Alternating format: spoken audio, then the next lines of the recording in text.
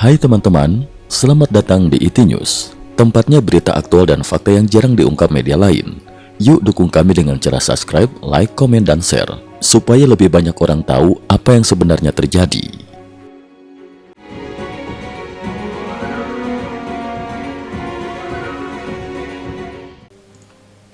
Salam pemirsa, Washington, Teheran, Caracas, Taipei, Los Angeles, 3 hingga 5 Januari 2026.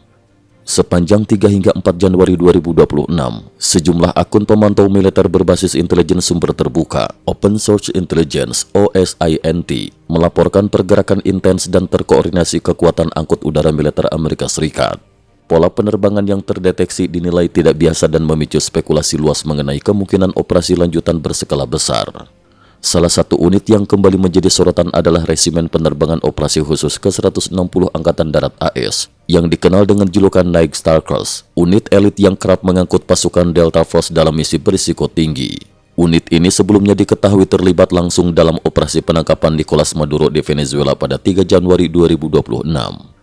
Data penerbangan menunjukkan bahwa sebagian armada tersebut berangkat dari wilayah daratan Amerika Serikat, kemudian transit di pangkalan udara RAF Fort Inggris sebelum bergerak menuju kawasan Timur Tengah. Sejumlah analis militer menilai, sebagian penerbangan ini berpotensi dilanjutkan ke wilayah yang lebih dekat dengan Iran. Pergerakan tersebut melibatkan kombinasi aset khas operasi khusus, antara lain helikopter UH-60 Black Hawk untuk penyebaran cepat pasukan elit, helikopter CH-47 Chinook untuk angkutan berat dan logistik, pesawat tiltrotor V-22 Osprey yang mampu lepas landas vertikal sekaligus terbang jarak jauh dengan kecepatan tinggi. Selain itu, pesawat pengisian bahan bakar di udara juga terpantau aktif, mengindikasikan dukungan bagi penerbangan jarak jauh non-stop. Hingga 5 Januari 2026, Pentagon belum mengeluarkan penjelasan resmi mengenai tujuan spesifik pergerakan tersebut. Pizza Index Pentagon kembali naik tajam. Pada malam 4 Januari 2026, akun X Twitter NYPRIPOR yang dikenal memantau indikator tidak resmi kesiapsiagaan militer AS melalui Pizza Index Pentagon mengunggah temuan mencolok. Menurut data yang ia kumpulkan, penjualan di gerai Papa John's Pizza di sekitar Pentagon melonjak hingga 1.250% hanya dalam satu malam. Sebagai perbandingan, pada malam operasi penyerbuan AS ke Venezuela 3 Januari, lonjakan penjualan tercatat sekitar 700%. Berdasarkan pola historis, akun tersebut menyimpulkan bahwa lonjakan ekstrim ini sering berkolerasi dengan persiapan operasi militer besar. Ia menilai sesuatu yang signifikan kemungkinan besar sedang atau akan segera terjadi. Kuba akui korban jiwa, Trump, mereka sudah rapuh. Pada 4 Januari 2026, di atas pesawat Air Force One, Presiden AS Donald Trump mengungkapkan kepada wartawan bahwa sejumlah personal Kuba yang bertugas mengamankan Nicolas Maduro tewas dalam operasi penangkapan di Caracas. Sehari kemudian, 5 Januari 2026, pemerintah Kuba secara resmi mengonfirmasi kematian 32 warganya dalam insiden tersebut. Menanggapi hal ini, Trump menyatakan bahwa Amerika Serikat tidak perlu mengambil tindakan tambahan terhadap Kuba, karena menurutnya rezim Havana sudah berada di ambang keruntuhan dengan sendirinya. Pengamat geopolitik akun X Tombstone Text menilai bahwa perekonomian Kuba hampir sepenuhnya bergantung pada Venezuela, khususnya pasokan minyak bersubsidi. Dengan terputusnya jalur kehidupan ekonomi tersebut pasca penangkapan Maduro, kerapuhan struktural rezim komunis Kuba kini terbuka lebar. Efek tak terduga di Selat Taiwan. Dampak penangkapan Maduro ternyata meluas hingga Asia Timur. Kementerian Pertahanan Taiwan mencatat bahwa dalam 24 jam setelah operasi AS pada 3 Januari 2026, tidak satupun pesawat militer Tiongkok terdeteksi di sekitar Selat Taiwan. Fenomena nol pesawat ini dinilai sangat langka, mengingat aktivitas militer udara Tiongkok biasanya berlangsung hampir setiap hari. Aktivitas baru kembali terdeteksi pada 5 Januari 2026, setelah jeda singkat yang memicu perhatian luas para analis keamanan regional. Ironi global, Maduro dan efek promosi Nike. Di luar geopolitik, penangkapan Maduro juga memunculkan ironi yang menyedot perhatian media global. Dalam foto dan video penangkapannya, Maduro terlihat mengenakan jaket olahraga abu-abu bermerek Nike. Berdasarkan penelusuran daring, jaket tersebut dijual dengan harga sekitar 218 euro, tergolong pakaian olahraga kelas menengah atas. Sejumlah media asing melaporkan bahwa produk serupa mendadak laris di beberapa negara, bahkan banyak ukuran yang habis di situs resmi Nike.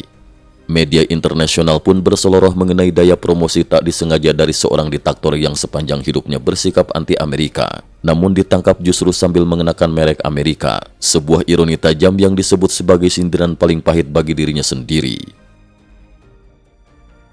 Pemerintahan sementara Venezuela berbalik lunak. Situasi politik Venezuela berubah drastis pasca penangkapan Maduro. Pada 5 Januari 2026, Presiden sementara Venezuela, Rodriguez, mengeluarkan pernyataan resmi yang mengundang Amerika Serikat untuk bersama-sama menyusun agenda kerjasama bilateral. Menurut laporan Reuters, Rodriguez menyatakan harapan agar Venezuela dapat membangun hubungan berdasarkan hukum internasional, saling menghormati dan bebas dari ancaman eksternal. Sebuah pernyataan yang sangat kontras dengan sikap kerasnya beberapa hari sebelumnya. Beberapa jam setelah operasi militer AS di Caracas pada 3 Januari, Rodriguez sempat mengecam keras tindakan AS dan menuntut pemulangan Maduro. Namun sehari sebelum penangkapan, Trump telah memperingatkan Rodriguez secara terbuka agar melakukan hal yang benar, dengan konsekuensi lebih berat bila menolak bekerja sama. Trump juga mengumumkan bahwa AS akan mengambil alih sementara pengelolaan transisi Venezuela dengan mengirim tim pejabat Amerika. Sekitar 15.000 pasukan AS masih dikerahkan di kawasan Karibia, dan opsi militer tetap terbuka jika pemerintah sementara tidak kooperatif. Trump mengungkapkan bahwa Rodriguez menyampaikan kepada Menteri Luar Negeri AS Marco Rubio, "Kami akan melakukan apapun yang Anda butuhkan." Komentar Trump singkat namun tajam. Sikapnya sopan, tetapi sebenarnya ia tidak punya pilihan.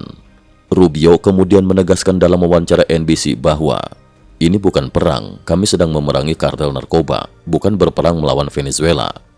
Ia menambahkan bahwa pasukan AS hanya berada di Caracas sekitar 2 jam, menjalankan misi penegakan hukum, bukan invasi atau operasi militer jangka panjang.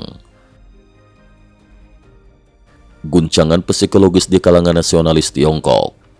Penangkapan Maduro juga memicu reaksi emosional di Tiongkok. Akademisi pro penyatuan paksa Taiwan, Li Yi, yang dikenal luas sebagai figur nasionalis keras, mengalami ledakan emosi dalam siaran langsung YouTube.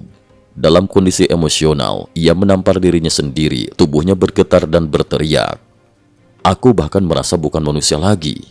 Video tersebut segera viral.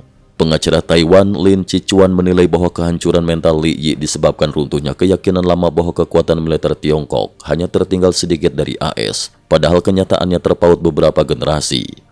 Pengamat X Sanfeng menilai, figur seperti Li Yi bertahan hidup secara politik berdasarkan asumsi bahwa Amerika telah melemah. Ketika AS mampu menangkap seorang presiden layaknya elang mencengkram anak ayam, seluruh fondasi narasi itu runtuh seketika. Tokoh anti-Amerika lainnya, Chin Chandrong, juga mengakui bahwa penangkapan Maduro berdampak besar bagi kepentingan Tiongkok, terutama investasi ekonomi di Amerika Latin yang kini menghadapi risiko politik meningkat. Gerakan politik Tiongkok di pengasingan menguat. Perubahan drastis situasi global sejak awal 2026 turut memicu geliat politik di kalangan diaspora Tiongkok. Pada 4 Januari 2026, Panitia Persiapan Sementara Parlemen Tiongkok resmi dibentuk di Museum Peringatan 4 Juni Los Angeles. Menurut laporan Epoch Times, sejumlah tokoh veteran gerakan demokrasi Tiongkok hadir secara langsung maupun daring. Dalam deklarasinya, panitia menegaskan tujuan mengakhiri sistem satu partai dan mendorong demokrasi konstitusional dengan menekankan keselamatan dan profesionalisme. Tokoh demokrasi Wang Tan menegaskan bahwa pembangunan parlemen bukan lari cepat, melainkan maraton panjang. Sementara Wakil Sekretaris Jenderal Yuan Chue berharap platform ini menjadi ruang terbuka dialog lintas pandang politik serta sarana peningkatan literasi demokrasi. Kesimpulan, memasuki awal 2026, dunia tampak bergerak dalam fase transisi geopolitik yang cepat dan saling terhubung. Dari gerak senyap militer AS, kejatuhan rezim Venezuela, efek psikologis di Tiongkok, hingga manuver politik di pengasingan, satu benang merah terlihat jelas. Struktur kekuatan global sedang bergeser, dan dampaknya menjalar jauh melampaui satu negara atau satu kawasan. Cukup sekian dulu, terima kasih atas perhatiannya. IT News juga memiliki channel di platform kancing.com. Mohon kunjungan dan bantu subscribe agar bisa mengikuti perkembangan dunia tanpa batas. Terima kasih. Link kancing ada di dalam description.